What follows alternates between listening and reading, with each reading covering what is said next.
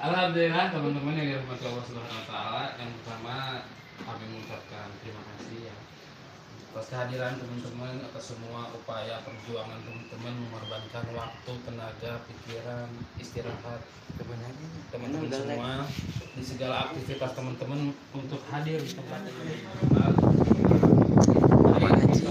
Kajian kita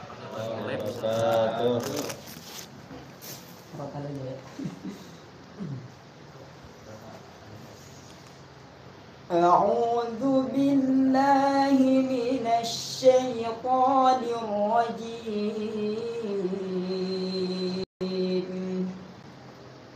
بسم الله الرحمن الرحيم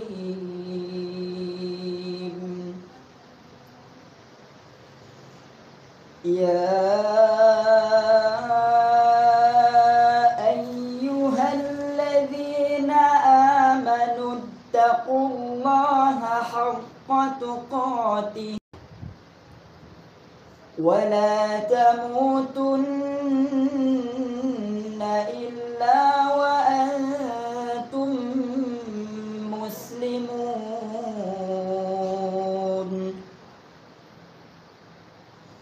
واعتصموا بحبل الله جميعا ولا تفرقوا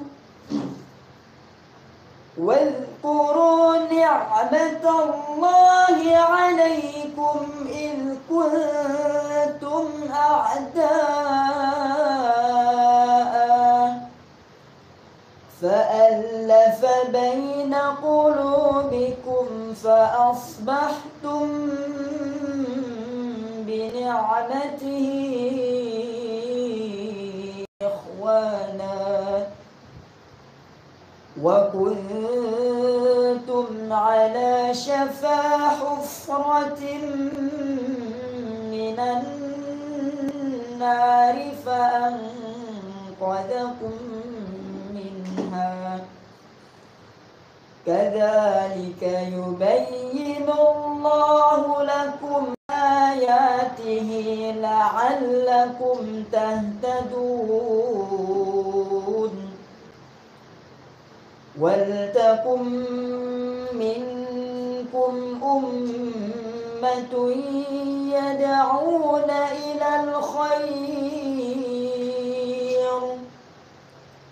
ولتكن منكم أمة يدعون إلى الخير ويأمرون بالمعروف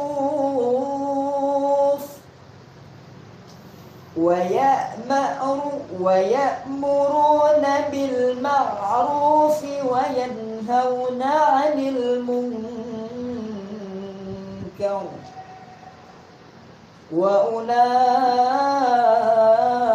وأولئك هم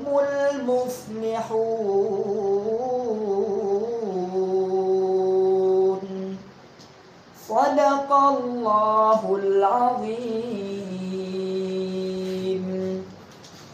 Assalamualaikum warahmatullahi wabarakatuh. Waalaikumsalam warahmatullahi wabarakatuh.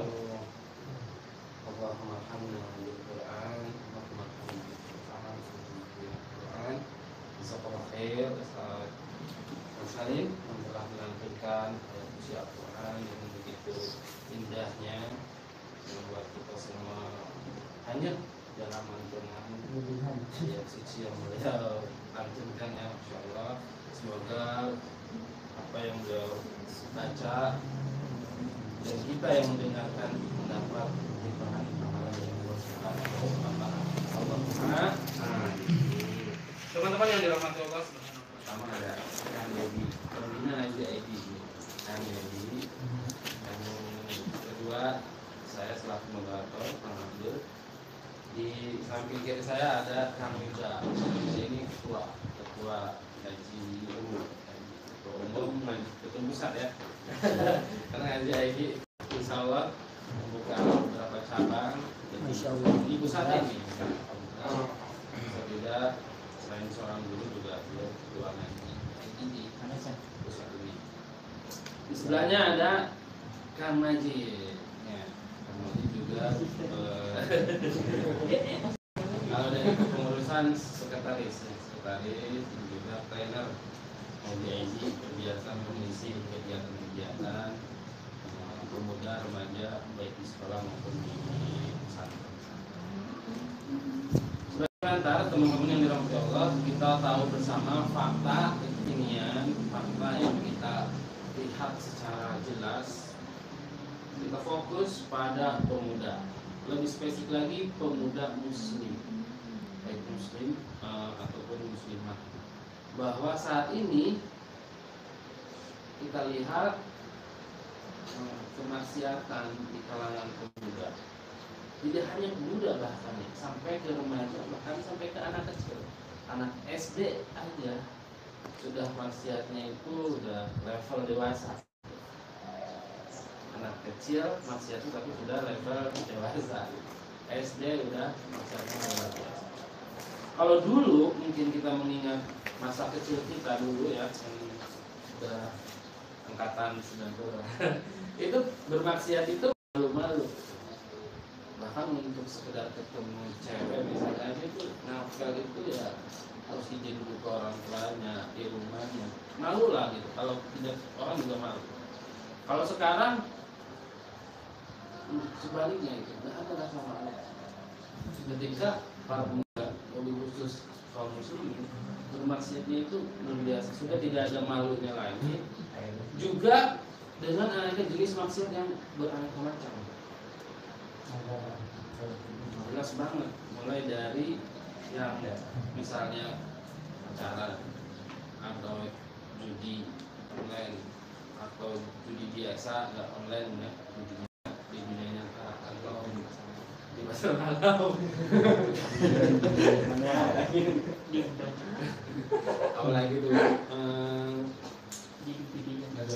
mabok-mabokan, minuman keras, es batu keras, apalagi itu banyak, riba banyak, posting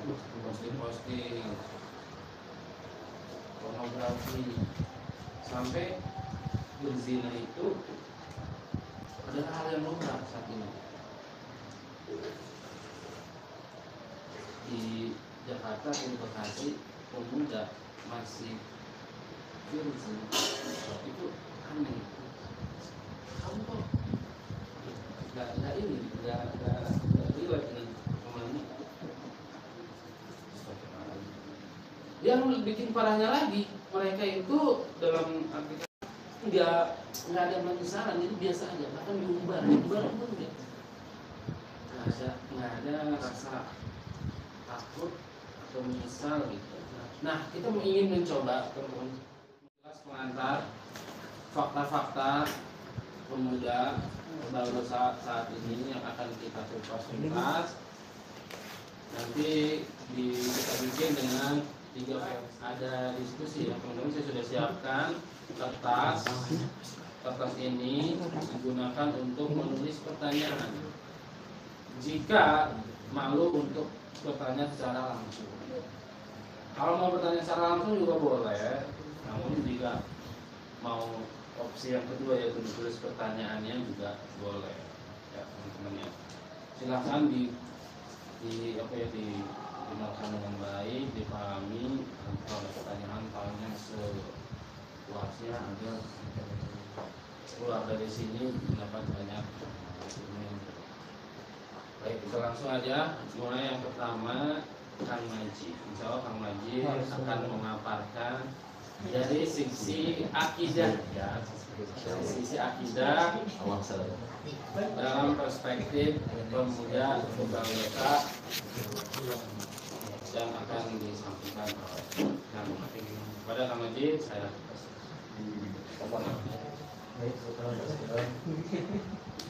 Assalamualaikum warahmatullahi wabarakatuh. Waalaikumsalam.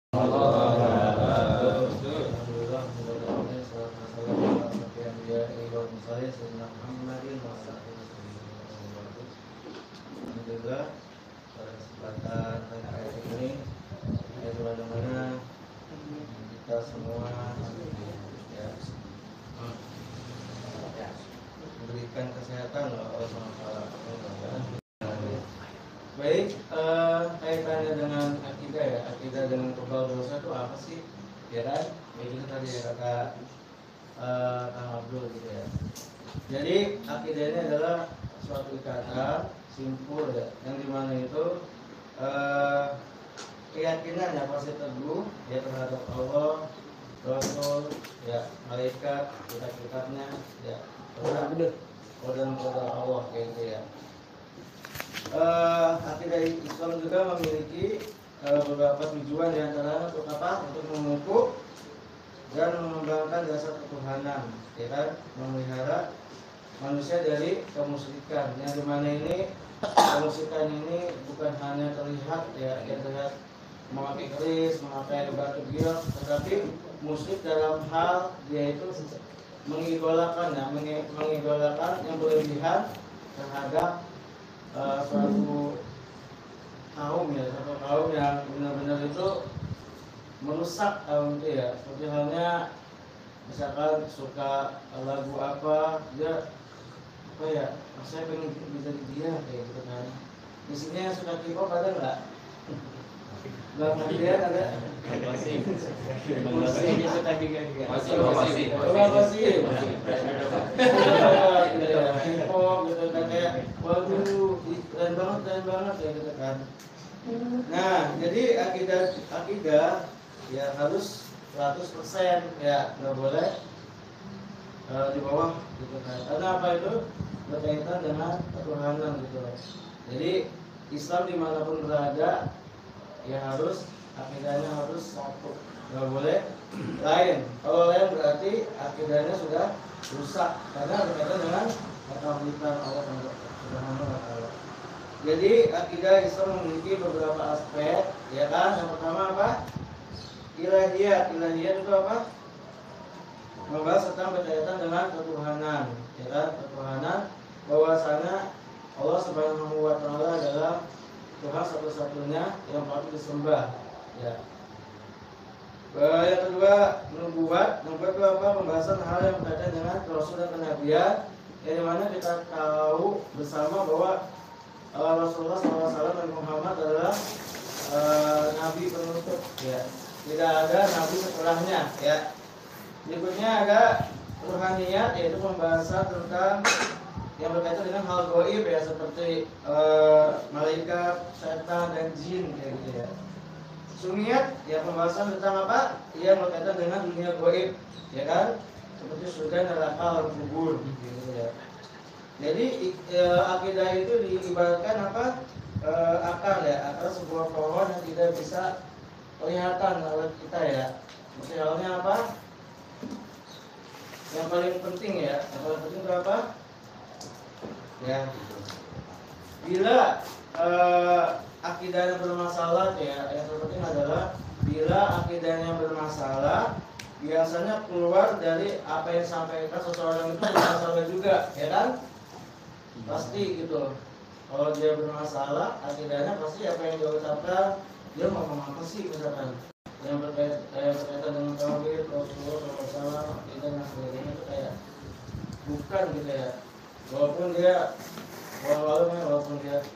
enak dan sebagainya gitu, tapi kalau akidahnya rusak, ya, omongannya juga pasti rusak ya, salah ya kan, karena dia bertentangan dengan akidah itu sendiri. Nah, jadi apa kaitannya dengan tadi apa manusia kalau dosa? Nah, di sini kita aspeknya ke remaja ya. Insya Allah kalian ini semuanya kan Bang Qasim, Masya Allah ya remaja ya. Ya, yang dimana itu ya di dalam akidah itu juga disebutkan dalam dalil ya. Apa dalam surah Al-Baqarah ayat 3 yang dimana kita sama-sama tahu semuanya ya.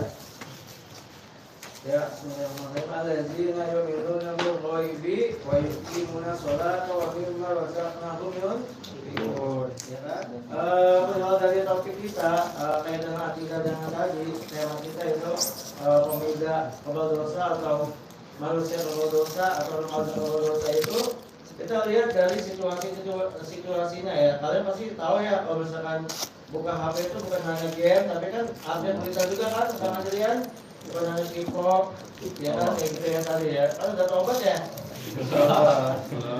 Belum. Nah, jadi kalian tahu nggak yang usia 13 tahun itu SMP gitu, dia udah tahu yang namanya apa sih hubungan badan kayak gitu. Alhamdulillah ya. Dosa ya, maksudnya dia tuh di berat kata itu, ketika orang mukmin itu duduk di antara bukit ya, ketika dia apa sih namanya, memikirkan halnya dosanya dia tuh, dia takut ditimpa oleh gunung itu sendiri, maksudnya itu dosanya. Tetapi kalau remaja yang kebal dosa itu seperti lalat yang hinggap di batang hidungnya ya, yang ngancung-ngancung kan biasanya ya, enggak juga yang masuk juga. Pada batang hidungnya gitu ya, batang hidungnya dia tuh mengusir lalat itu terbang. Nah, seperti itulah dia mengusir dosanya coba. Itulah saking kebal dosanya kayak gitu ya. Alhamdulillah ya. Itu namanya fajir ya, orang kayak gitu ya. Jadi orang yang berbuat dosa namanya fajir.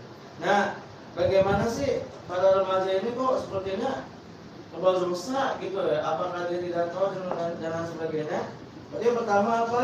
Kira-kira faktornya lemahnya iman ya, lemahnya iman mereka ya. Karena apa? Karena suatu keimanan itu sangat penting ya, apalagi di dalam akidah. Jadi mana itu ketika ada seseorang yang ingin berbuat sesuatu itu mikir dulu ya kan, kalau sudah imannya kuat gitu ya. Ini nanti pacaran enggak dulu ya Bang Kosima, ntar aja kayak gitu ya.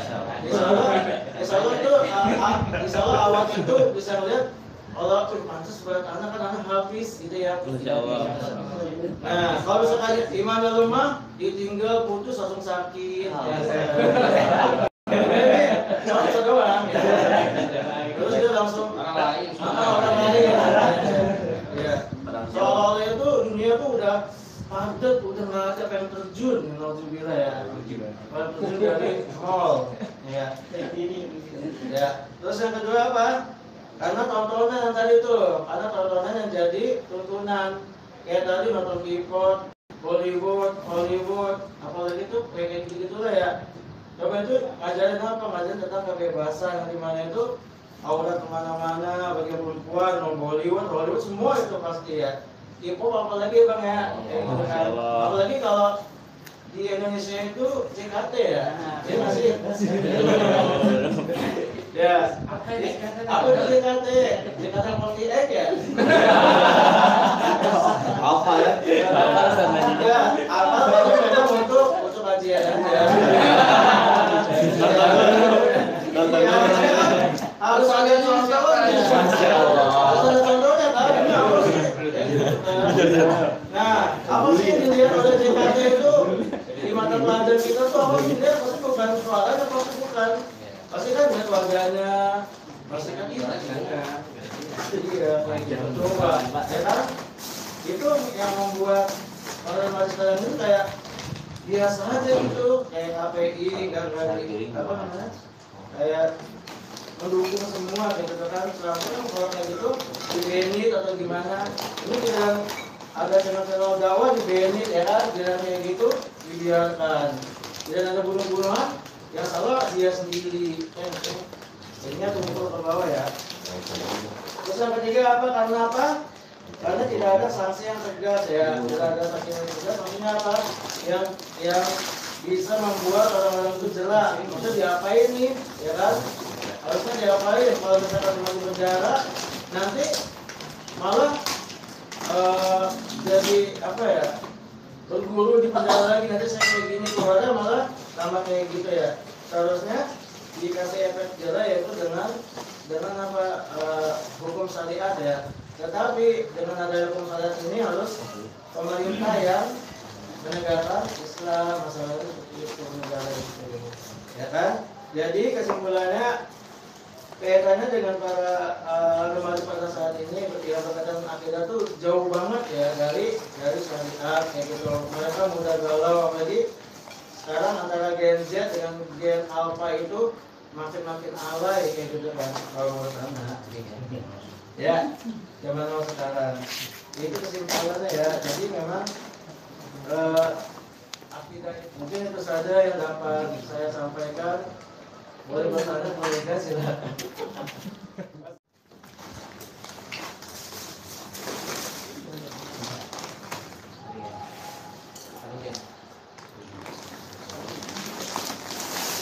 Mendapatkan fakta pemuda berdosa dalam perspektif akidah dan juga beberapa penyebab sehingga pemuda itu dengan penuh kesadaran diri tidak ada penyesalan dalam bermaksiat dalam melakukan dosa. Salah satu yang beliau singgung adalah akibat lemahnya iman. Dengan lemahnya iman tersebut sehingga dia tidak menyadari bahwa Allah Subhanahu wa Ta'ala itu Maha melihat, Maha mengetahui apapun yang dikerjakan, dilakukan oleh manusia, baik yang terang-terangan ataupun yang disembunyi, baik di tempat terbuka ataupun di tempat tertutup oleh para pemuda, sehingga dengan begitu mudahnya senantiasa bermaksiat kembali sehingga menjadi kebal. Jangankan ancaman neraka aja kayaknya nggak ngaruh. Ancaman dunia pun yang secara langsung aja tidak memberikan efek pada pemuda itu. Nggak apa-apa dia harus keluar dari rumah pun nggak masalah, yang penting dia bisa hidup dengan kebebasan yang tinggi sekali dia. Walaupun mungkin harus resikonya harus broken home itu pun jadi masalah. Itu fakta yang memang saat ini terjadi. Teman-teman yang dirahmati Allah Subhanahu wa Ta'ala, langsung aja kita buka sesi pertanyaan ya untuk dari segi akidah ini biar tidak lupa ya. Kalau dikumpulin semua khawatirnya nanti ada yang kelupaan. Silakan teman-teman boleh bertanya baik secara lisan ataupun secara tulisan. Ini disebarkan normal. Satu yang punya pulpen boleh dikeluarin atau mau nanya langsung juga boleh. Bagaimana peranan akidah dalam menyelesaikan persoalan pemuda berdosa.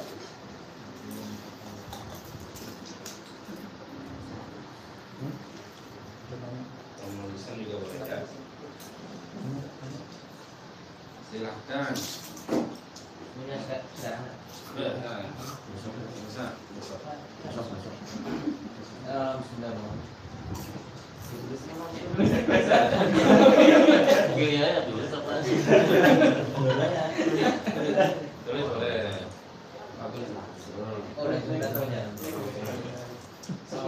Jadi kan tentang Nabi sudah neraka kan? Mungkin sebagian tidak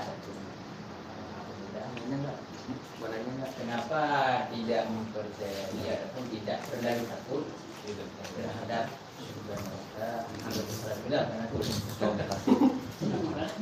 siksa karena tidak diperlihatkan karena itu mungkin itu juga ataupun ada pikirannya di dunia kan nggak seberapa ya. Jadi kalau untuk ngomongin yang baik itu karena kita secara langsung beda dengan yang kita tahu kan juga melakukan kesalahan langsung diazab di tempat di mana langsung mungkin itu yang membuat ketakutan itu berkurang. Pertanyaannya bagaimana menyembuhkan ketakutan tersebut sehingga memberi efek kepada perilaku sehari-hari. Apakah ada pendukung-pendukung lain atau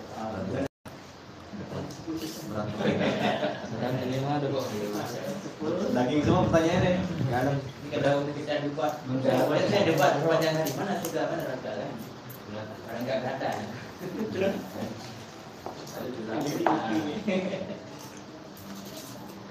Jadi untuk semuanya kan tenang aja. Ya. Makanya itu Oh iya. Mungkin nanti bisa ditambahkan caranya ya. Iya, semuanya. Untuk menumbuhkan ya, kan sudah digambarkan bahwasanya saudara dengan baik itu kan seperti apa, kayak gitu. Memang ada juga yang merasa aku sih neraka, saya pengen jadi teman Michael Jackson di neraka dan sebagainya. Padahal di sana itu sudah dibangun neraka itu tempat-tempat yang pedih kayak gitu. Nah, bagi tadi teman antum yang bilang atau antum sendiri yang bahwasanya memang kenapa nggak takut gitu ya? Ya memang dia kurang jauh ngajinya. Gitu. Dia harus ngaji dia. Karena belum tahu lagi ini Sab. Iya. Dia nggak tahu karena nggak ngaji. Nah, terus yang berikutnya dia harus bergaul dengan orang-orang yang sudah ngaji juga. Iya ini ya. Iya boleh.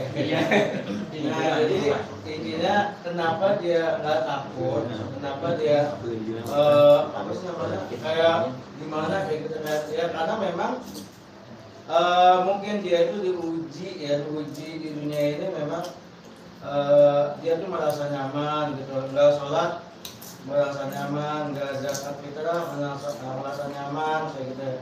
Jadi takut itu ya jauh dari apa pikiran dia gitu, karena memang nggak ada maklumatnya. Tetapi kalau misalkan syariat tidak itu, ketika puasa, ketika nggak puasa itu ada polisinya ya yang mengatur, nggak sholat gitu. Karena ini yang berkaitan dengan bahwasanya tuh siksa neraka itu lebih pedih ya dibanding ketika antum itu disabet sama polisi kayak gitu misalkan ya. Nah jadi memang banyak yang apa ya ngalor ngidul gitu masalah surga dan neraka gimana gitu kan. Tapi pada dasarnya itu ada gitu ya, maksudnya ada itu bagian dari ranah akidah juga ya, dimana itu kita harus mempercayai karena apa, untuk menguji kesabaran kita gitu, apa menaungi kehidupan di dunia ini gitu Bang Kasim. Ya jadi adanya atau tidak itu memang ranahnya Allah Taala, tapi kita dituntut untuk mempercayai kayak gitu bahwa kedua itu adalah ada untuk tempat bagaimana untuk tempat bagi orang yang beriman dan bagi tempat untuk mereka yang bermaksiat kayak gitu. Jadi intinya kalau misalkan dia masih tadi menanya tidak jerak dan tidak jerak, karena kan dia nggak mungkin jerak karena kita kan harus mati dulu ya enggak, baru tahu kita tuh posisinya dia azab atau nikmat kayak gitu. Jadi orang itu iya masalahnya itu nggak bisa nanya itu ya makasih. Jadi kita patut mempercayai aja, tapi ranahnya itu orang atau tidak itu ranahnya Allah. Jangan sampai kayak mereka kayak kita Mirzani kan. Nah itu kan tadi yang Nabi bilang ya, kalau saya sebutin orang mau masuk neraka kan ya. Iya sama Michael Jackson kan. Batu kan. Astagfirullahaladzim. Mungkin kalau misalnya Bang Qasim kurang greget pertanyaannya bisa ketemu nggak apa-apa. Kayak yang lain. Ada apa?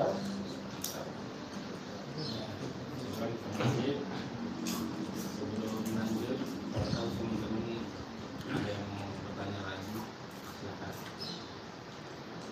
Kali ini kita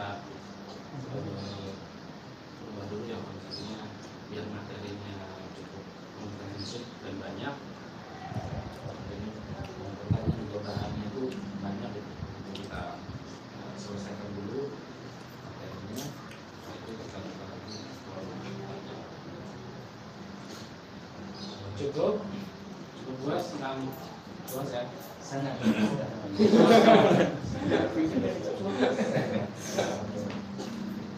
Teman-teman yang insyaallah selanjutnya ada sedikit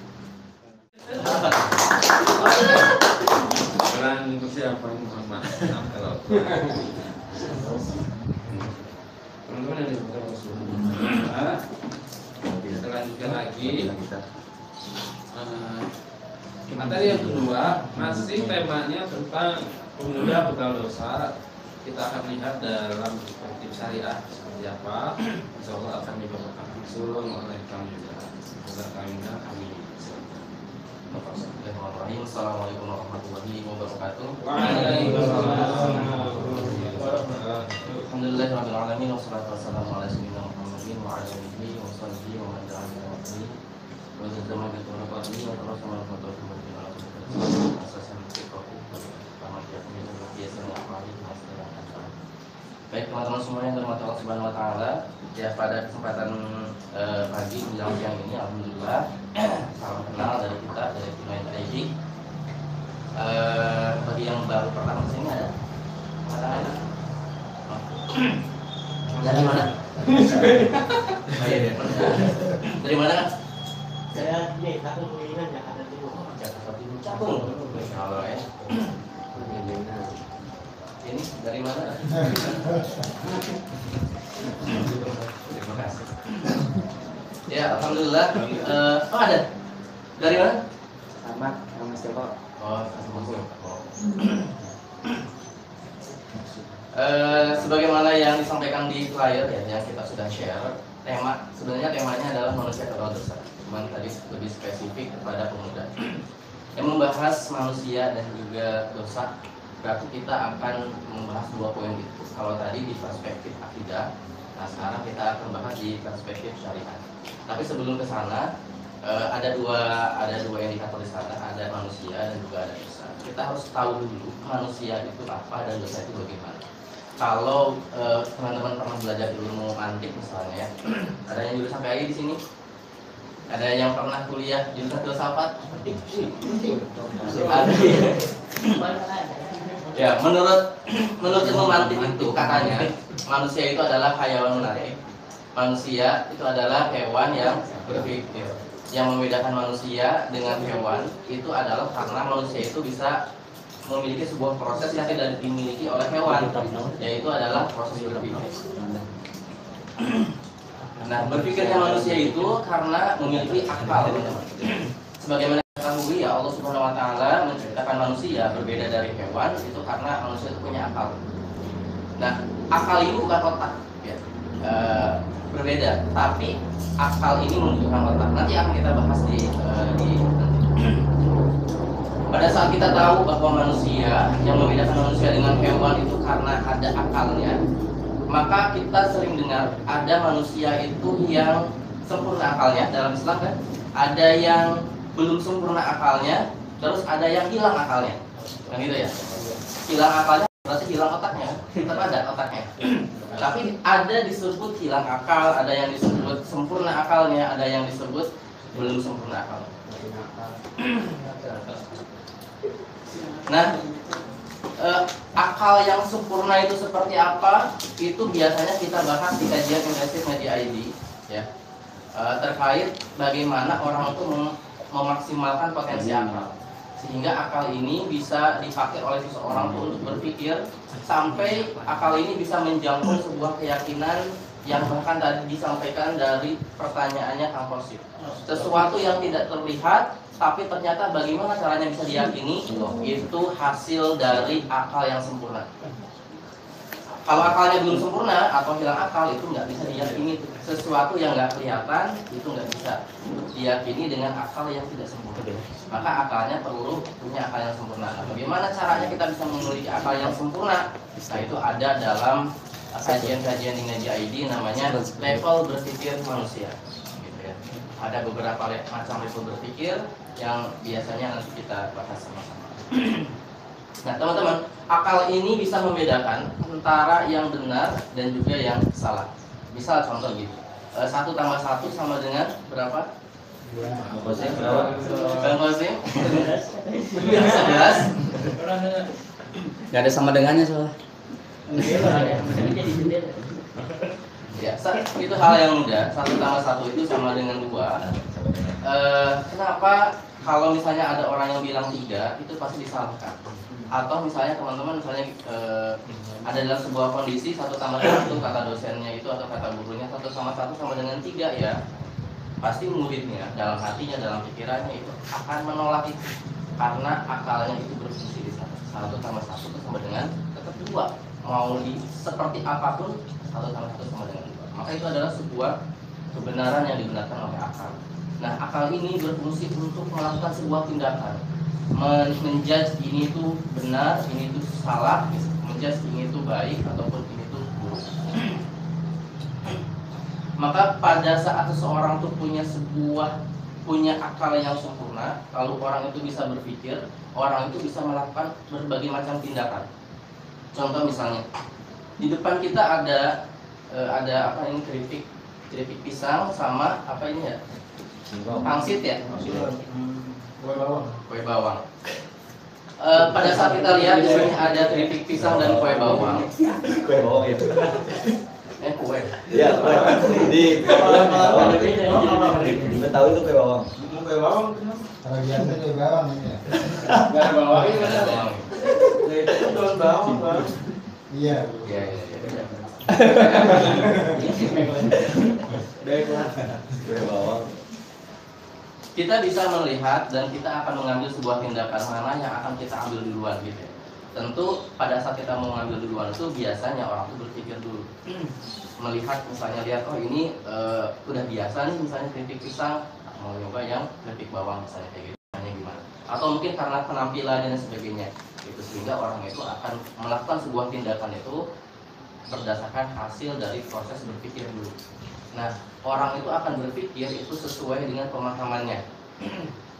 Misal, kalau di sini ada keripik bawang, terus di sini ada pisang, keripik pisang, terus di sampingnya lagi misalnya ada cabai. Kalau ada cabai, ini nggak ada cabai ya. Nah, cabai itu rasanya pedas misalnya. Orang itu akan berpikir kalau makan cabai nanti sakit perut, kajiannya masih lama sampai zuhur ya. Nah, nanti takutnya nyari WC susah, WC-nya sebelah sana. Kalau ke WC nanti kedengeran suaranya. Makanya ditahan-tahan. Nggak ngambil cabai, ngambilnya yang itu ya. Pasti orang itu akan melakukan sebuah tindakan itu karena hasil dari proses berpikir dia. Dan proses berpikir ini tergantung dari maklumat yang dia dapatkan. Contoh misalnya gini lagi. Kalau kita beli gorengan di tukang gorengan, biasanya orang itu beli dulu, makan dulu, baru bayar misalnya kayak gitu. Kalau dulu ya di kantin-kantin SD, SMP, SMA. Yang bayar 2.000 doang makan 8 ya. Minta kembalian. Makan 8 nggak bayar, tapi udah bayar. Itu osim itu.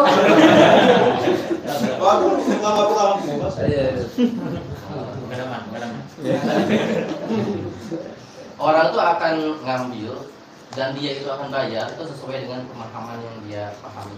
Pada saat dia memahami bahwa pada saat ngambil 1 harus bayarnya 1, nah maka dia itu akan melakukan itu. Tapi kalau dia tidak memahami ngambil 1 ya nggak apa dong, nggak kelihatan ini banyak yang beli gitu kan, yang ngambil 2 bayarnya 1 ya nggak masalah. Karena dia memahami bahwa itu nggak masalah, itu nggak akan membuat pedagangnya jadi bangkrut, kok cuma 1 doang atau cuma 2 doang.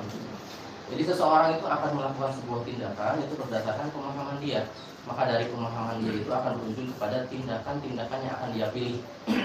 Contoh misalnya tadi, kenapa pemuda-pemuda itu banyak yang melakukan dosa misalnya?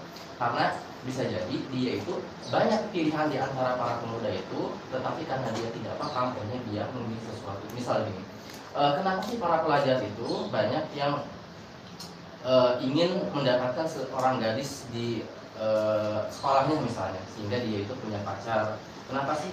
Apa sih motivasi mereka di balik itu semua gitu ya? Menurut pengalaman akang-akang gimana? Biasanya gitu. Ya, motivasi salah satunya misalnya ya, yang paling soleh motivasinya adalah motivasi ingin agar ada yang mengingatkan untuk rajin ibadah misalnya. Atau motivasi berikutnya adalah agar semangat belajarnya karena memang nanti ada yang mensupport di belakangnya. Atau yang berikutnya yang paling bejat misalnya karena ingin menyalurkan hawa nafsu secara gratis tanpa harus menikahi, tapi bisa menikmati. Nah, Sholat kan jamaah. tergantung dari frame mindset seseorang. Orang itu akan berperilaku sesuai dengan apa yang dia pahami. Kalau dia pahami bahwa belajar itu akan semangat dengan adanya seorang yang menyemangati, yaitu adalah seorang dari belakangnya, dia akan melakukan itu. Jamaah bareng ya. Umur bareng ya. Seorang itu akan belajar lebih semangat atau akan beribadah lebih semangat, atau bisa jadi misalnya mindset dia bahwa dia itu punya hawa nafsu, tapi dia itu harus disalurkan dengan cara-cara yang mungkin safety dan tidak membahayakan masa depan dia. Ini dia bisa merusak beberapa korban garis-garis yang ada di sekolah misalnya. Nah, berarti kita pahami bersama bahwa manusia itu melakukan sebuah tindakan itu berdasarkan pemikiran dan pemahaman. Selama dia paham seperti itu, maka dia akan melakukan hal yang sama. Maka ini bisa menjadi kepada sebuah tindakan-tindakan dalam aktivitas kehidupan kita sehari-hari. Maka dalam judulnya itu manusia kebal dosa dan ada manusia kebal dosa. Nah, sebenarnya ini itu judul manusia kebal dosa ini bisa berarti kepada dua hal. Yang pertama, manusia yang benar-benar kebal dosa dan manusia yang merasa kebal dosa. Nah, pertanyaannya adalah, apakah ada manusia yang kebal dosa? Ada nggak? Jadi kebal semua deh. Jawabannya ternyata ada manusia yang kebal dosa.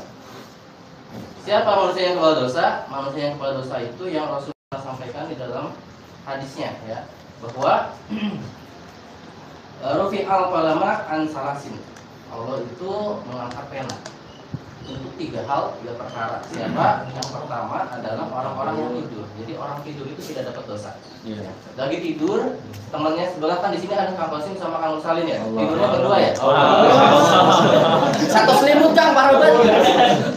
Oh enggak, beda ya. Astagfirullah. Kirain. Ya kalau misalnya orang lagi tidur, ya misalnya dia melakukan apapun, biasanya ada yang ngigo kan, lagi tidur ngigo. Ngigo siapa nih? Ya. Jalan. Sambil jalan gitu ya. Dapur atau apa, melakukan hal yang memang dia tidak sadari atau dia tidak sadar itu karena dia sedang tidur. Maka itu tidak berdosa.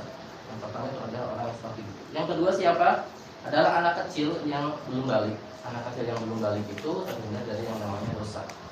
Dan yang ketiga adalah orang gila yang hilang akal. Orang gila itu kalau misalnya keluar nggak pakai apa-apa, dosa nggak? Enggak, gitu ya. Orang gila itu pakai pakaian seksi itu enggak dosa. Maka tiga orang ini emang mereka itu orang-orang yang tidak dikenai hukum takut, tidak dikenai kewajiban, juga tidak mendapat dosa. Dan juga tetapi ada orang-orang yang manusia yang merasa berdosa. Nah ini yang tadi disampaikan oleh Abdul. Kenapa ada banyak pemuda yang bahkan tadi ya Nikiti Nirgini ya yang katanya Ketemu sama mau masuk neraka mau konser di neraka. Banyak orang-orang yang malah menantang Allah, malah menantang masuk neraka atau malah berperilaku maksiat. Nah, kenapa banyak orang yang seperti itu? Itu karena mereka itu merasa kebal dosa. Pertanyaan berikutnya adalah kenapa mereka itu merasa kebal dosa? Kita bahas ya, kenapa ada manusia atau pemuda yang merasa kebal dosa? Seolah-olah dia itu, ya misalnya sekarang lah kita lihat, berapa banyak orang di jalan itu yang punya pacar? Berapa banyak orang yang pinjam ke bank dan merasa riba itu nggak apa-apa? Atau berapa banyak orang yang beberapa kali pindah agama dan dia merasa itu hal yang biasa? Atau yang pindah gender, yang tadinya laki-laki jadi perempuan, yang perempuan jadi laki-laki, atau yang bigender atau dua gender, laki-laki bisa, perempuan bisa misalnya gitu. Siapa itu ya? Gender. Tambahin. Nah itu kok bisa semacam itu ya. Kenapa banyak manusia yang merasa kebal dosa? Itu karena setidaknya itu karena ada beberapa faktor teman. Manusia itu akan melakukan sebuah tindakan tadi ya. Yang pertama berdasarkan sebuah pemikiran. Tetapi tidak hanya pemikiran. Manusia itu bisa melakukan sebuah tindakan itu juga bisa berdasarkan hawa nafsu atau perasaan. Perasaan ini atau hawa nafsu ini bisa mempengaruhi seseorang atau bisa membuat orang itu mengambil sebuah keputusan walaupun keputusan itu bertolak belakang dengan akalnya, bertolak belakang dengan pemikirannya. Misal kita tahu ya ada orang yang nggak enakan misalnya ya, menurut dia merasa ini tuh nggak baik, tapi karena banyak orang yang melakukan akhirnya dia melakukan. Berapa banyak siswa, pelajar, pemuda dia itu soleh di rumahnya, terus dia gaul kayak gini, teman-temannya pada minum alkohol, dia nggak minum, kira-kira apa yang dia rasakan? Pengen Coba ya, merasa malu, merasa minder. Semuanya satu circle-nya itu minum alkohol, dia doang sendiri di sana yang nggak minum. Nyaman nggak kira-kira? Allah. Masya Allah, Masya Allah. Kayaknya level next level. Kebanyakan orang anak muda hari ini, ya, khususnya yang nggak ngaji lah ya. Kalau Ustaz Bajid kan kita percaya ya, dengan keilmuannya. Wali. Wali kelas. Orang itu akan bisa merubah sebuah tindakannya, walaupun akalnya sudah berkata A, tapi ternyata dia itu bisa melakukan tindakan B itu karena nafsu atau perasaan. Semuanya minum alkohol, dia nggak minum. Terus teman-temannya tuh ngejek, wah ente sok soleh, ente sok suci, ini minum. Ya kan minum nggak? Kebanyakan minum. Itu terjadi sama teman-teman saya dulu.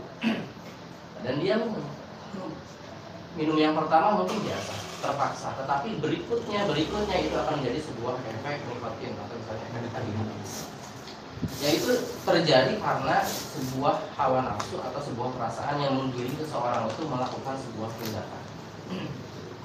Contohnya lagi misalnya, ada anak rohis, dia itu nggak mau pacaran, ya. Tetapi ternyata ada akhwat yang mendekati, WA dan sebagainya gitu, perhatian dan sebagainya gitu. Wah, ya. langsung. Senang nggak kira-kira? Senang. Orang normal, laki-laki normal gitu, di chat, yang jomblo ya, di chat sama akhwat, sama perempuan, senang nggak kira-kira? Senyum gitu ya. Yang normal, yang nggak normal ya. Yang nggak normal ya. Bukan masalah normal itu menjaga. Kan konteksnya itu senang atau enggak? Bisa dua ya. Bukan menjaga atau tidak gitu ya. Iya, orang jomblo masih dalam tahap pencarian, apalagi misalnya dia itu ya kemana-mana, ya belum nikah gitu. Yang sudah nikah saja itu bisa tergoda loh sama perempuan-perempuan yang lain. Jika terjadi interaksi-interaksi yang ya seperti itu, apalagi yang jomblo yang belum pernah, maka tindakan itu bisa juga dipengaruhi oleh hawa nafsu tadi. Pada saat tadi ya ada seorang rohis, dia itu sangat menjaga sekali rutinitasnya, tapi ternyata ada seorang akhwat yang ngechat WA, apalagi sampai ke tingkat berikutnya perhatian dan sebagainya, dia akan merasa senang. Nah, terus langkah berikutnya apa? Tergantung bagaimana pemahamannya. Menyikapi rasa senang itu. Senang itu akan dilanjutkan ataukah senang itu akan dihentikan. Maka pada saat perasaan mendominasi, lalu akal tidak ada yang membimbingnya, pemahaman juga kurang, maka dia akan mengikuti hawa nafsu. Maka dia akan mengikuti itu terus. Makanya kita banyak melihat misalnya banyak anak-anak ya remaja-remaja rohis yang terjerat atau terjebak dalam situasi seperti itu. Banyak anak-anak majelis juga yang sama seperti itu. Satu motor 3 orang. Laki-laki. Motifnya sih misalnya mau pergi ke majelis, tapi ternyata nggak punya motor yang akhwatnya. Allah. Tentu dong akhwat itu minta tolong. Iya. Misalnya kan ya. Baik itu baik kok, baik. Bang Kosim. Saya mau pergi ke sekolahnya. Enggak. Nah kira-kira gimana perasaannya? Kalau menolak kan nggak enak. Ya ilahi, jangan saya. Enak banget. Awalnya kebeng-kebengan, berikutnya WA-WA-an, Iya. terus berikutnya ya isi sendiri lah. Ya. Ya. Banyak hal-hal yang menjadi sebuah pintu maksiatan itu karena orang itu berangkat dari sebuah tindakan yang bisa dipengaruhi oleh dua hal. Yang pertama oleh akalnya atau yang kedua oleh hawa nafsu. Dan kita pun sama seperti itu. Datang ke sini itu oleh dua hal itu. oleh akal kita yang memang menyuruh kita untuk datang ke sini, ataukah hanya sebatas hawa nafsu saja, merasa gak enak misalnya, teman-teman udah datang semua nih, saya kalau nggak datang kayaknya gak enak deh misalnya gitu. Oh saya udah di WA nih, awalnya mungkin seperti itu. Termasuk pada saat orang itu berbuat berdasarkan hawa nafsunya, maka hawa nafsu ini tentu sebuah sesuatu yang membahayakan, karena hawa nafsu ini bisa masuk ke dalam berbagai macam pilihan-pilihan yang bisa ada di dalam atau di luar sana. Nah berikutnya, pada saat kita memilih sebuah tindakan tidak karena hawa nafsu misalnya, kita memilih tindakan karena akal kita, karena pemikiran kita. Orang yang melakukan sebuah tindakan karena dia itu hasil dari proses berpikir, maka dia itu akan punya sebuah pilihan yang akan dia yakini dan dia akan jalankan.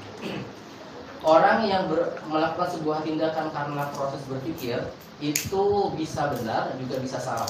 Orang yang melakukan tindakan hasil dari proses berpikir itu tergantung dari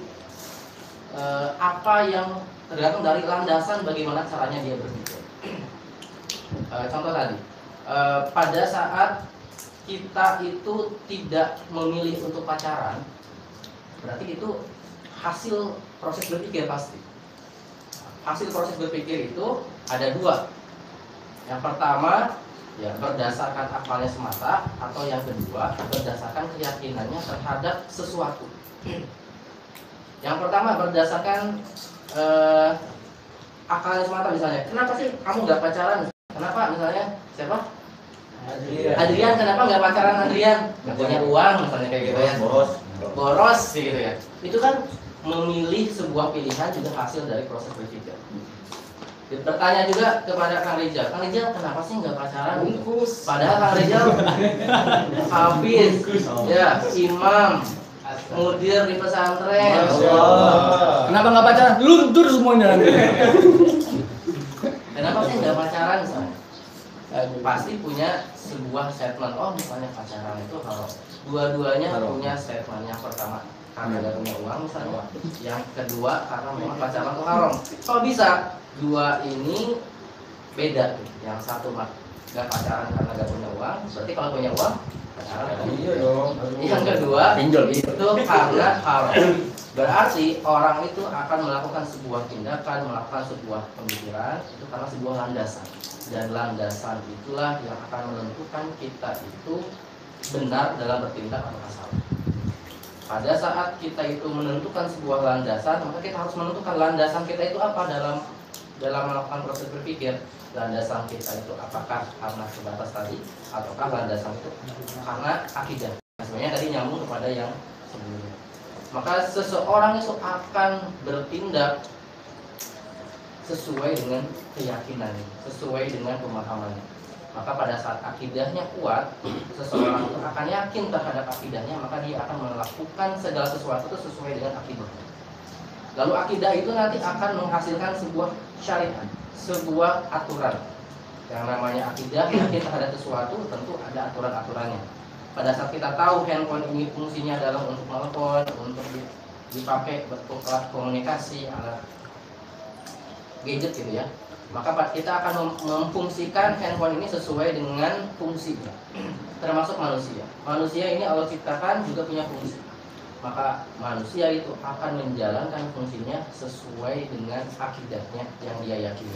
Pada saat dia yakin dia itu adalah ciptaan Allah, dan Allah itu sudah menurunkan Al-Quran, dan Al-Quran itu harus kita taati, maka orang yang kuat akidahnya itu akan melakukan tindakan itu sesuai dengan akidahnya, sesuai dengan Al-Quran, sesuai dengan hadis Rasulullah SAW.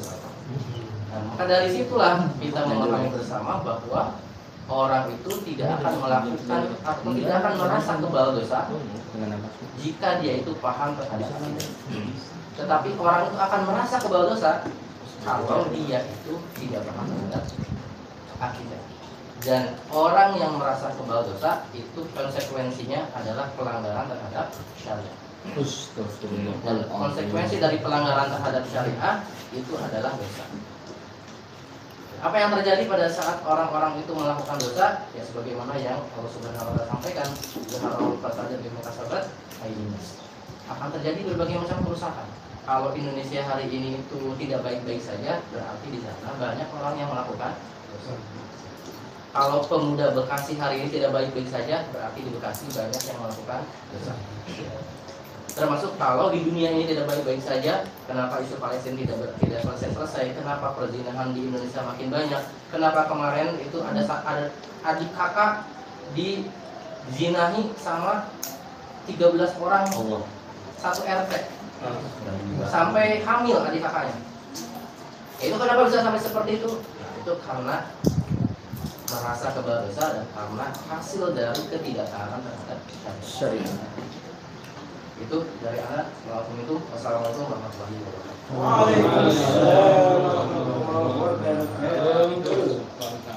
Pemahamannya rinci dan mudah sekali. Insya Allah nanti kita lebih pertajam lagi dengan pertanyaan. Nah, selanjutnya teman-teman kita akan ada sesi anak bulan Jadi selanjutnya sesi pertanyaan ya teman-teman ya. Biar enak ya. Ya, tafadhol dari saya. Wassalamualaikum warahmatullahi wabarakatuh. Waalaikumsalam warahmatullahi wabarakatuh. Terima kasih Kang Raul menambah suasana semakin seru ya. Nanti boleh hibur lagi ya. Ya kemana-mana. Luar biasa. Nah selanjutnya teman-teman kita nonton ya. Jadi akan menyampaikan pemaparan materinya masih dengan tema manusia kebal dosa dengan perspektif dari segi dakwahnya seperti apa, poin-poinnya, sehingga paket lengkap pada pagi hari ini. Dari segi akidahnya dapat, dari segi syariahnya juga dapat, dan ditutup dengan dari segi dakwah. Kang Ledi, kami proses. Ya, jazakallahu khairan katsir. Bismillahirrahmanirrahim. Assalamualaikum warahmatullahi wabarakatuh. Waalaikumsalam warahmatullahi wabarakatuh. Alhamdulillahirabbil alamin wa bihi nasta'in wa ala dunya wa din. Wassalatu wassalamu ala asyrafil anbiya wal mursalin sayyidina Muhammadin wa ala alihi washabbihi ajmain. Ya, setelah kita tadi panjang lebar ya dari pagi sampai sekarang menjelang siang, mulai dari pembahasan akidah, keimanan kita kepada Allah Taala, ya, iman kita kepada malaikat Allah, kitab Allah, kemudian para rasul, dari kiamat, iman kepada qada dan qadar. Juga kita sudah sedikit tadi membahas tentang syariat, bagaimana orang manusia itu melakukan perbuatannya. Ada yang diselarkan karena akal, ada yang diselarkan karena perasaan. Kita sebagai umat Islam harusnya lebih menekankan, mendahulukan akal daripada perasaan, karena akal itu yang bisa mengantarkan kepada kebenaran, bisa menemukan kebenaran tadi.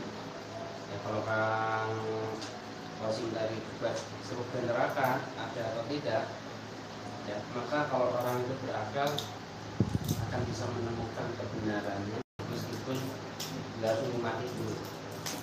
Kalau udah mati, ya pasti dia akan tahu kan. Nah iya. Udah kalau kita enak lagi ternyata nggak bisa. Harus pakai akal.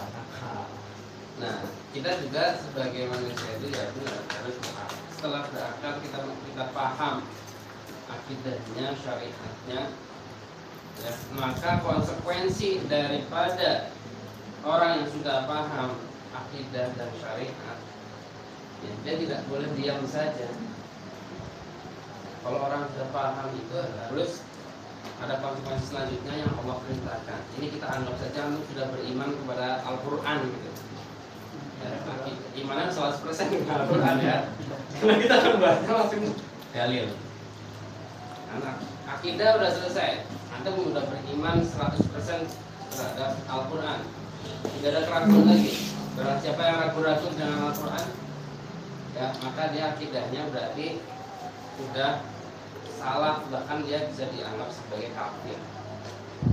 Meragukan Al-Quran satu ayat saja, para ulama sepakat itu adalah kafir dia, maka kita tidak perlu. Nah, dalam Al-Quran Allah memerintahkan kepada kita bagi orang yang sudah mengerti, memahami ya konsep akidah syariah, dia harus berdakwah. Allah berfirman, "A'udzubillahi minasyaitonirrajim, ud'u ila sabili rabbika bil hikmah wal mau'izatil hasanah wajadilhum billati hiya ahsan. Inna rabbaka huwa a'lamu biman dhalla 'an sabilihi wa huwa a'lamu bil muhtadin." Nah, surat An-Nahl ayat 25 ini adalah dasar bagi kita untuk dakwah secara individu. Wajib bagi setiap individu itu melakukan dakwah, ngajak orang.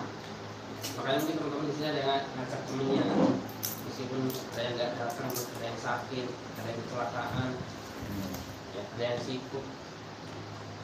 Tapi kita setidaknya sudah ngajak mereka karena ini kewajiban individu. Jadi setiap individu nih wajib ngajak teman-teman yang dia kenal, bahkan yang belum kenal harus kita kenal. Karena ada perintah ud'u, ya, ajaklah atau serulah oleh kamu. Jadi Allah menyuruhnya individu nih, ila sabili rabbika bil hikmah, kepada jalan Rob, jalan Tuhan dengan cara hikmah, dengan ilmu, ya kan, wal mau'izatil hasanah, dan pelajaran-pelajaran yang baik, contoh-contoh yang baik dari kita. Ngajaknya itu ngajak yang baik. Iya, jangan ngajaknya dengan Dan kayak tadi yang cewek tadi ya, cecet ngajaknya, ngajak jalan. Dia sholat tapi pacaran. Nah, Astagfirullah. jawab apa Ya kan? namanya? Chattingan. Ngajakin akhwat. Aduh. Sholat. Astagfirullah, astagfirullah. Sholat bukti. Ya. Umi Abdi. Bukan dakwah dia. Gak apa-apa lu Umi Abdi. Itu kemaksiatan. Ngajakin ikhwan. Ngajakin saudara-saudara kita ya. Wah. Ya, tapi memang di dalam suatu jamaah itu ada akhwatnya, kita menyuruhkan secara umum. Ayo ngaji, ayo ngaji, ayo ngaji. Nanti tapi ngajinya jangan sama saya. Ngaji sama akhwat lagi gitu. Punya saudara, punya teman mau ngaji, kasih ke akhwat. Jangan antum yang ngaji. Jadi dengan hikmah itu adalah ilmu. Ya, maka antum kan tadi udah berilmu tuh, udah paham akidah, udah paham syariat. Semuanya di sini. Ya. Wal mau'izatil hasanah, wal mau'izatil hasanah itu pelajaran yang baik. Antum akhlak antum diperbaiki juga. Sejalan dengan antum ngajakin orang, antum kasih contoh yang baik. Wajadilhum billati hiya ahsan, dan ketika mereka mendebat, kata Kang Qasim tadi debat, orang nggak percaya surga neraka. Debat. Kalau debat, ya debatlah mereka dengan cara yang benar. Ini ayat ini juga perintahnya wajadilhum itu perintah Nabi Muhammad SAW kepada Nabi Muhammad untuk mendebat orang-orang Yahudi dan Nasrani. Kita debat orang Yahudi dan Nasrani saja harus dengan aksan gitu, yang apalagi secara umat Islam harus jujur lagi cara-caranya yang baik. Ya, jangan sampai cara yang makan kayak gini, kasih kopi, ya kan? Aksan kan? Kalau sampai nggak ngaji, Tinggal duduk. Inna rabbaka huwa a'lamu biman dhalla 'an sabili. Sesungguhnya Allah itu lebih mengetahui orang-orang yang sesat dari dalamnya. Wa huwa a'lamu bil muhtadin, dan Allah itu juga lebih mengetahui bagi orang-orang yang mendapatkan petunjuk. Jadi ya kita udah ngajak nih, tapi teman kita ternyata banyak alasan, banyak uzurnya. Allah lebih tahu. Kalau kita ajak ini, ya, karena yang menggerakkan hati siapa? Allah SWT. Menggerakkan hati untuk ikut ngaji atau enggak. Kita sudah berjuang ngajak mereka, kita udah ngasih ilmu, pelajaran yang baik, contoh yang baik, tapi mereka tetap tidak mau. Itu karena ya benar dari Allah SWT. Itu adalah dakwah secara individu wajib. Allah tidak hanya mewajibkan individu, wal takum minkum ummatun yad'una ilal khair. Selain Allah memerintahkan dakwah individu, Allah juga memerintahkan dakwah secara berkelompok. Ayatnya surat Al-Imran ayat 104. Wal takum minkum ummatun, hendaknya ada di antara kalian segolongan umat. Makanya dakwah individu itu ya tidak akan efektif secara masif kalau dakwahnya secara individu. Siapa yang bisa dakwah individu? Ya, berapa yang bisa diarahkan? Nggak bisa. Individu-individu itu harus memiliki kelompok-kelompok dakwah. Makanya muncullah di dunia ini banyak sekali kelompok-kelompoknya orang-orang berdakwah. Bahkan di Indonesia juga banyak. Salah satunya di sini kita ngajakin berkelompok. Ya, nggak boleh kita dakwah sendiri-sendiri saja. Ya, dakwah itu harus ada kelompoknya karena juga perintah dari Allah SWT. Ya, yad'una ilal khair ay yad'una ilal Islam. Yang kelompok itu menyerukan kepada al-Islam saja. Gitu. Bukan menyerukan kepada selain Islam kayak demokrasi, ya, kapitalisme, sosialisme, itu harus tolak semuanya. Berarti dia bukan kelompok dakwah. Bukan kelompok minkum, wal takum minkum. Kalau nyoblos, itu diajak nyoblosnya. Itu berarti dakwah ngajak nyoblos bukan dakwah. Bukan wal takum minkum. Harusnya wal takum minkum itu yad'una ilal khair gitu. Mengajak kepada Islam, bukan mengajak kepada demokrasi misalkan. Jadi kalau ada kelompok punya kelompok dakwah pasti ngajak demokrasi, itu berarti bukan yang dimaksud oleh Allah Subhanahu wa taala. Bukan wal takum minkum, wal takum minhum. Dan ada di antara mereka itu orang-orang ahli sekuler, orang-orang demokrasi. Jadi nggak cocok. Bukan kelompok dakwah berarti.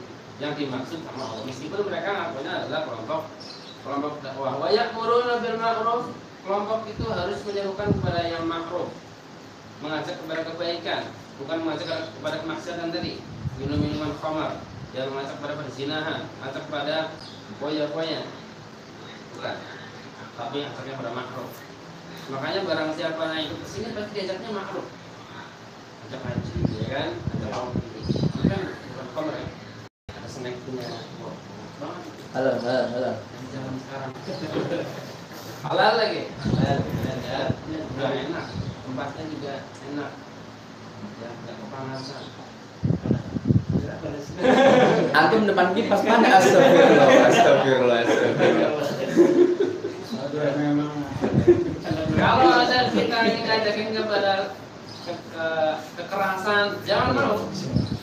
Ajak kepada anarkisme, ajak kepada perbuatan maksiat, merusak barang, ya nggak boleh. Merusak masa depan.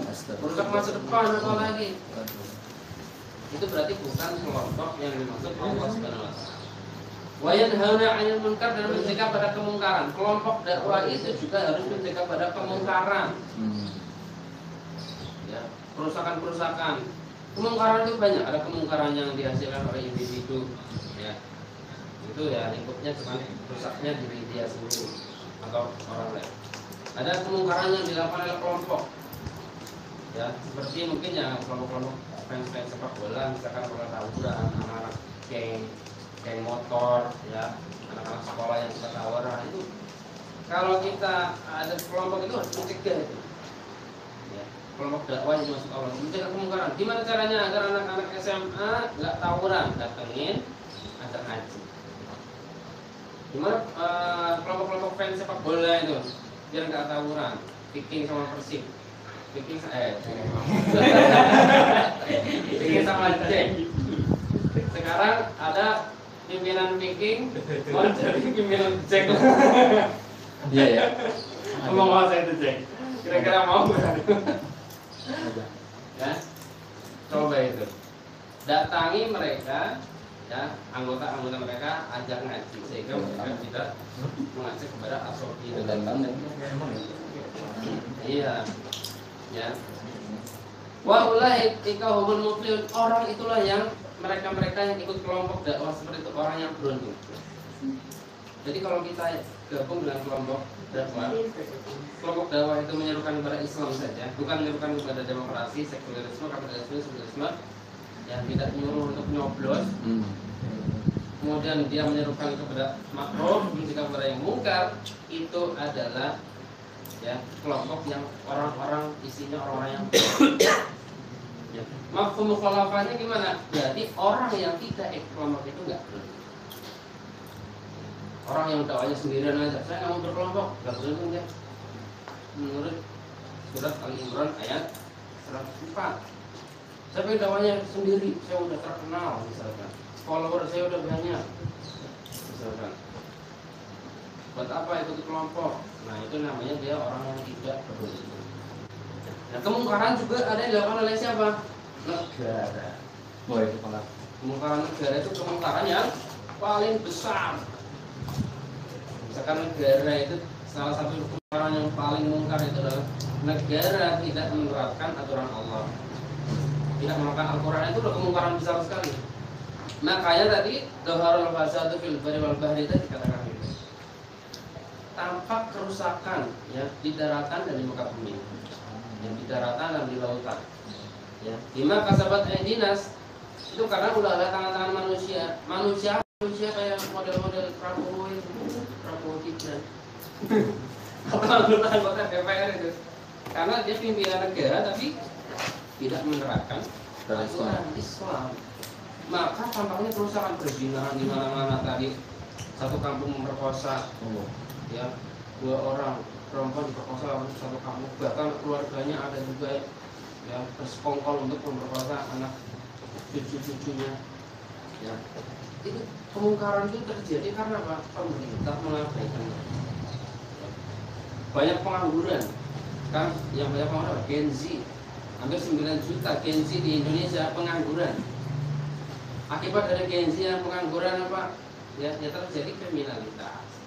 Malam-malam mereka pada keluar, ya nggak ada kerjaan, gabut, akhirnya tawuran, minum-minuman, narkobaan. Bahkan ada sampai saking gabutnya itu Gen Z itu ada yang terjun dari kali. Iya itu. Nyoba nggak? Live. Gabut banget kan, jadi live di TikTok terjun ke kali sampai sekarang nggak ketemu. Sekarang live sama mereka di Surabaya. Halo guys. Raka guys. Siapa yang bisa? Kenapa orang-orang bisa terjun ke kali, rela terjun ke airnya berat hanya demi mendapatkan gift, mawar, singa? Ya, itu karena kemungkaran yang dilakukan oleh pemerintah.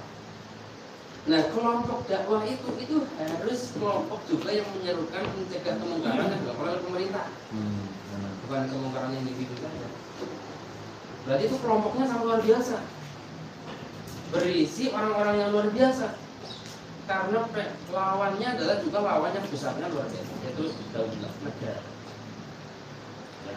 Kalau isinya kelompoknya orang biasa-biasa, nggak mungkin mereka berani lawan Negara. Yang negara itu adalah ibarat kalau dulu Nabi Daud itu namanya raksasa siapa? Jalut itu. Jalut raksasa, Nabi Daud orangnya kecil. Tapi Nabi Daud alaihissalam itu berani karena dia kebenaran. Ya, kebenaran. Nah, kelompok yang seperti itu meskipun mungkin dia orangnya biasa-biasa saja kayak kita ini ya kan. Ya, sebagaimana dulu para nabi juga biasa-biasa, Nabi Musa juga biasa-biasa. Nabi Isa biasa-biasa aja, tapi berani melawan rezim. Kenapa? Karena rezim itu telah berbuat kemungkaran. Nah, salah satu sifat dari kelompok yang ditentukan oleh Allah, kelompok dakwah adalah kelompok dakwah melawan kemungkaran. Maka kalau antum temui kelompok yang seperti ini, dia itu mengajak pada kebaikan, ketika pada kemungkaran. Ya, kemungkaran itu tadi ada kemungkaran individu, kemungkaran kelompok, dan kemungkaran negara. Dilawan semuanya tiga-tiganya, antum harus ikut, itu wajib. Sehingga antum termasuk wa'ula itu humul muflihun, orang-orang yang beruntung. Ya, kenapa kita harus berdakwah untuk mencegah kemungkaran negara? Bahkan kalau bisa kita merubah ya pemerintahan itu agar mau menerapkan aturan Islam. Karena dengan satu statement dari penguasa negara itu akan merubah segala sesuatu. Iya.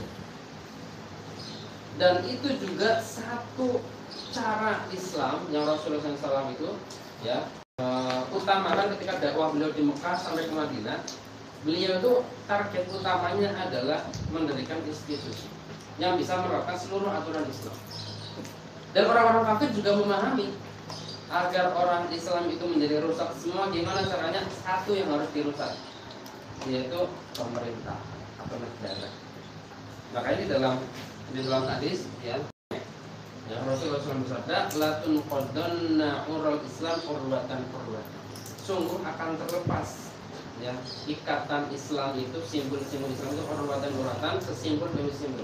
Jadi ibarat tali itu dibikin rantai Islam itu akan lepas satu demi satu tuh, lepas rantainya. Semakin akhir zaman semakin terlepas. Fakullama intaqadat urwatan tashabbasan nasu bil ikhtilaf. Ketika satu ikatan itu lepas, kata Nabi, maka manusia berpegang pada ikatan selanjutnya. Ini ikatan berikatan. Dan sampai ikatan itu habis, ya, fa'awaluhuna naqan pertama kali yang akan lepas, ya, dan ini sudah terbukti sikap Nabi Muhammad adalah al-hukmu, pemerintah. Dengan tahun 1924 kemudian Mustafa Kemal Atatürk meruntuhkan pemerintahan Islam Bergosoni, ya, maka hilanglah ya sistem pemerintahan Islam pada saat itu. Maka manusia kemudian seluruh umat Islam di muka bumi ini bingung dia. Waduh, gimana nih? Ibarat ayam kehilangan induknya, lari ke sana ke sini. Mereka berpegang teguh pada syariat selanjutnya. Apa yang bisa dipegang? Gitu. Pendidikan Islam, ekonomi Islam tentu dipegang. Jual beli tetap pakai Islam. Wah, ternyata nggak bisa juga. Lepas lah. Ekonomi Islam sekarang udah nggak ada. Bahkan seluruh negara pakai pribadi. Pendidikan Islam nggak ada. Seluruh kurikulum di seluruh dunia ini udah kurikulumnya itu sudah sekuler. Mau apa lagi? Sosial Islam, sosial udah hancur semuanya. Ya, wa akhiruhunna naqdan as-shalat. Sampai kata Nabi terakhir, pegangan terakhir itu, makanya para dai itu kan pada akhir zaman ini selalu menyerukan yang penting masih sholat, apapun antum akhirnya yang penting sholat, karena itu pegangan terakhir. Ya, yang terakhir itu akan lepas adalah sholat. Maka sekarang berapa umat Islam di Indonesia yang sholat? Dari 85% ya penduduk Indonesia yang Islam, mungkin yang sholat itu terakhir survei itu sekitar 40%. Coba separuh umat Islam di Indonesia nggak sholat, udah lepas. Nah, yang sholat pun kira-kira yang khusyuk berapa? Pernah disurvei nggak? Mungkin kalau disurvei Kayaknya yang survei juga nggak musuh itu. Jadi nggak bisa. mungkin setengahnya lagi, ya 20% yang khusyuk. Yang khusyuk, kemudian yang sholatnya senantiasa di masjid lebih kecil lagi. Yang sholat dan paham makna sholat lebih kecil lagi. Nah, kan sholat ini bisa dikatakan orang yang dakwah, ya hanya mendakwah, ayo sholat, itu kecil. Itu ikatan terakhir itu dakwahnya berarti. Dakwah simpul yang terakhir, dan itu tidak akan sampai bersimpul utama. Nah, tapi kalau kita dakwahnya kepada langsung al-hukmu, ketika ada pemerintahan Islam, ayo Prabowo, ayo Gibran, terapkan syariat Islam. Ketika Prabowo misalkan menerapkan syariat Islam, merubah konstitusi Indonesia menjadi konstitusi Islam, terapkan syariat Islam, ya, maka ikatan-ikatan akan tersambung. Orang akan mudah bermuamalah dengan cara Islam, mudah sekali berpendidikan Islam, mudah sholat kan diatur negara. Ya. Orang yang nggak sholat sekarang mungkin tadi takut-takut nggak sholat masuk neraka loh. Wah, neraka mah ada. Ya ada, tapi nggak terlalu yakin. Maka solusinya jangan ditakuti neraka itu orang yang nggak sholat itu, kan mereka nggak takut. Langsung polisi turun tangan. Oh iya, benar. Nggak sholat, langsung orang pada posisi semua. Maka masjid-masjid akan penuh dan Islam itu akan bangkit. Pertama-tama mungkin orang akan terpaksa, ya kan? Sholat itu terpaksa. Ibadah terpaksa boleh nggak? Boleh. Boleh. Tapi lama-kelamaan, seminggu, 2 minggu, 3 minggu, terkena air wudhu terus, ya kan? Mukanya dibasuh pakai air wudhu terus. Lama-lama air wudhu itu punya pengaruh positif. Sebulan udah langsung ikhlas. Memang awalnya terpaksa. Ya. Dan akhirnya menjadi keberkahan di mana-mana. Ya. Itulah kita pentingnya mendakwahi penguasa. Dakwah kepada penguasa. Tapi sebelumnya step by step-nya udah diperbaiki itu dari awal. Individu kita, terus individu udah baik itu kelompok yang baik itu dakwahnya kepada penguasa, bukan dakwah yang biasa saja. Ya, dakwah kepada penguasa itu luar biasa. Langsung berubah semuanya. Pahalanya itu adalah pahala yang paling tinggi. Karena dengan penguasa tegak, seluruh manusia di Indonesia ada berapa? 200 juta penduduk muslim di Indonesia, sholat semua dapat pahalanya luar biasa. Mereka zakat semua dapat pahala yang luar biasa. Ya. Bayangin sekarang banyak orang kaya di Indonesia nggak pernah zakat mau. Ya. Potensi zakat itu sampai berapa ratus triliun di Indonesia. Dari zakat dong. Mana itu? Nggak pernah orang itu. Malah namanya pajak. Yang mana pajak itu ya juga mengurangi rakyat, karena pajak itu rakyat orang yang kaya miskin kena semua. Kalau zakat tidak kena semua. Orang miskin nggak kena zakat, sehingga negaranya menjadi walidatun thayyibatun waradun kotor. Ya, negara apa itu? Ya, negaranya khilafah. Negara khilafah. Maka jangan takut-takut kalau dengar kata-kata khilafah. Kalau baru kali khilafah dong. Kalau kita sering dengarnya hilaf. Seringnya hilaf. Maka kita di sini bersama-sama dengan teman-teman nih yang baru datang, yang baru hadir, ngaji. Ya, ngaji yang insya Allah kita menyerukan kepada kebaikan, ya kita juga tidak mengajak kepada kesesatan, kita mengajak kepada akidah yang kuat. Yaitu apa? Akidah adalah proses berpikir. Dan surga tadi. Ya, gimana kita meyakini surga 100% kalau kita nggak kelihatan? Pertama kita harus menguji siapa yang memberi informasi tentang surga neraka. Kalau misalkan ada hal gaib nih, Kang Rob misalkan ngasih tahu di sini ada orang pernah lihat alien misalkan, ada alien kita nggak pernah. Nah, gimana kita cara menguji alien informasi benar atau tidak? Kita uji orangnya. Ini Kang Rob ini orangnya jujur atau enggak, pernah bohong atau enggak, atau suka main bercanda atau enggak. Dinilai, gimana cara penilainya? Menggunakan akal. Nah, siapa yang pertama kali ngasih informasi tentang neraka? Rasulullah kan? Nabi Muhammad SAW. Abu Lahab aja ketakutan kok. Pas lagi di bukit sofa dipanggilin, wah sini penduduk Mekah sini. Ya. Sesungguhnya di tanganku ini ada azab. Ya. Kata Abu Lahab ya, tabban laka, celaka engkau Muhammad. Apakah hanya untuk ini kamu mengumpul kami? Alihah terjemah tanah. Sampai ada turun surat Al-Lahab itu. Yang celaka itu tangannya Abu Lahab itu, tabbat yada Abi Lahab. Tadinya kan Abu Lahab ngomong tabban laka, celaka engkau. Kata Allah, engkau yang celaka. Balikin. Berarti apa? Yang ngasih informasi kita uji Nabi Muhammad itu benar dia. Gimana cara ngujinya? Yaitu pemikiran yang kedua nanti di kajian-kajian kajian pemikiran. Oh ternyata yang ini teruji informasi Al-Quran. Al-Quran itu benar-benar dari Allah, berarti surga neraka pasti ada. Ternyata orang yang ngasih informasi orang yang nggak pernah bohong, orang yang jujur terus. Alien ada. Berarti alien ada. Kalau Nabi Muhammad pernah ngomong ada alien. Masalahnya yang pengen bukan Nabi. Yang nyampein saya gitu. Harus gitu. Ya mungkin itu aja rekan-rekan dakwah. maka kita wajib ikut kelompok dakwah, kita wajib bergabung di sini. Ya, kalau nggak gabung berarti dosa. Caranya like gratis nih. Tidak La ikraha fiddin. Tapi kita sudah kan? La ikraha fiddin, qad tabayyana rusydu minal ghayy. Tidak ada paksaan, tapi sebelum sudah dijelaskan. Ya, bahwasanya kalau tidak ikut maka antum berarti bukan golongan yang beruntung. Tapi pilihannya terserah. Kalau ingin golongan yang beruntung berarti harus ikut dakwah. Kalau yang nggak ikut dakwah berarti bukan golongan yang beruntung. Bukan pilihan. La ikraha fiddin. La ikraha fid dakwah.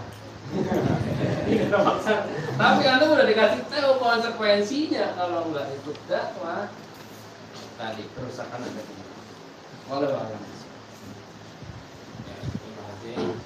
Tuhan Zakir KBD yang telah mengumpulkan materi tentang relevansi antara dakwah dengan manusia berdosa yang komprehensif sekali, baik dari level pribadi, kelompok atau semacamnya. Lebih luas lagi dalam pembangunan negara. Oke, teman-teman yang dirahmati Allah, tentu teman-teman sudah sabar ingin bertanya, ingin konsultasi tentang 3 materi pada pagi hari ini. Maka saya persilahkan teman-teman untuk bertanya, boleh ditulis, boleh juga disampaikan secara langsung. Silakan. Yuk, bertanya.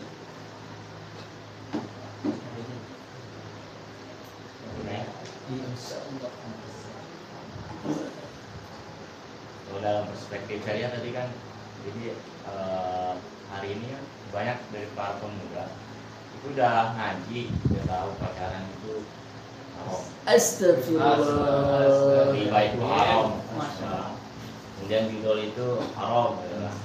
Tapi kadang-kadang pemahaman ini suka ngakal-ngakalin hukum syariat. Misalnya di pacaran kan jelas-jelas haram gitu kan. Tapi dia kemudian ngakal-ngakalin itulah pacaran syariah aja gitu kan.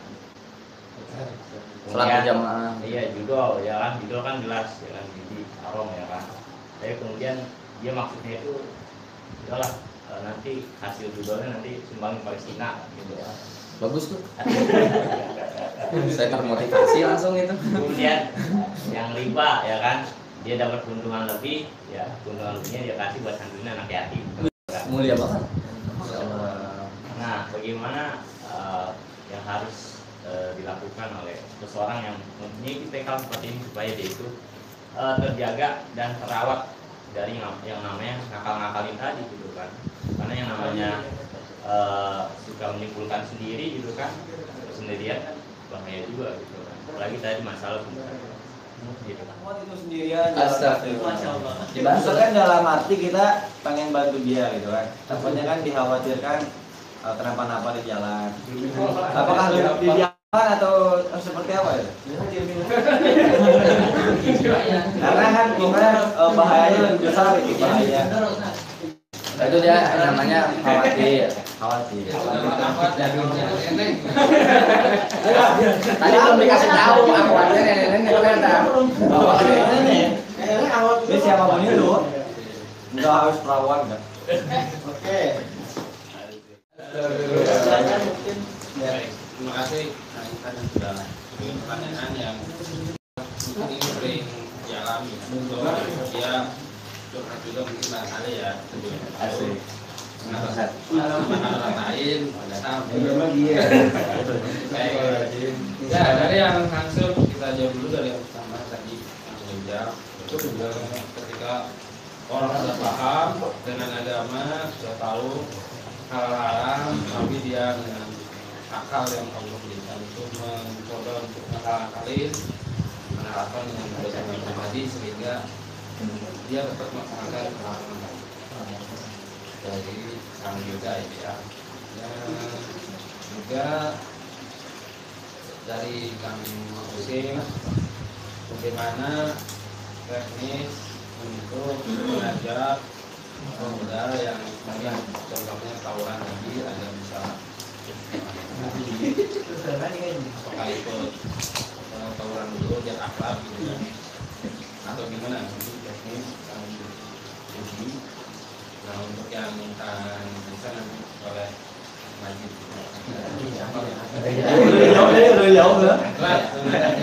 Itu akidahnya membara itu gimana itu? Kita membara Pikir gitu kan, wah gimana? Oke, silakan dari sini. Halo. Ya. Ya sebagaimana tadi yang disampaikan, manusia itu akan bertindak itu tergantung pada dua hal. Yang pertama pada akalnya, atau yang kedua pada nafsunya.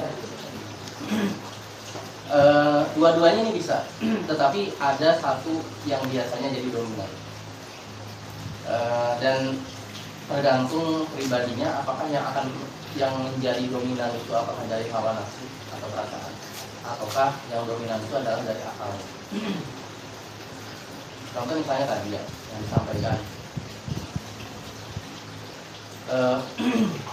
misal interaksi sama akhwat itu menurut jomblo itu senang gak sih? Senang. Senang.